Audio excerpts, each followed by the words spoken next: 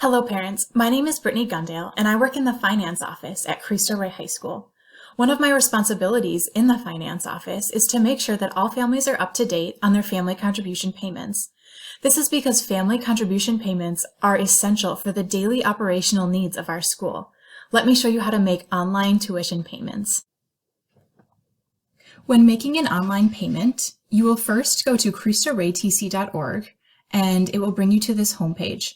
You'll then go to this Parents drop-down and scroll down to Pay Your Family Contribution. Select that, and it will bring you to our online processing page. There's a list of items that you can pay for on the left, but there are also a login screen over here and a Create Your Online Profile option right here. Since this is our first time, we will create a profile, but when you log in after this, you'll want to just log in within this screen right here. Next, you will be brought to this web page, which will ask you to enter in your email address. Do so accordingly. Once you have entered and confirmed your email address, you'll click Continue. From there, it will ask you about your profile, so enter all of the information required. After you have entered all of your profile information, you'll scroll down to the Create Profile button and select that. After you have created a profile, it will ask you what you want to do. You'll select Add Transaction, and it will bring you to a bunch of options that you can choose from. Family contribution, registration fee, uniform sales. So whatever is the nature of your payment, that's where you'll enter the amount. Let's assume that we're paying registration fees today.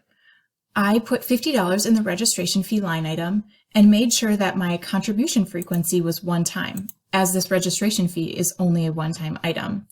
You can put in the contribution start date, which is today, and then click Continue. Now let's pause for a second and say you want to make a family contribution.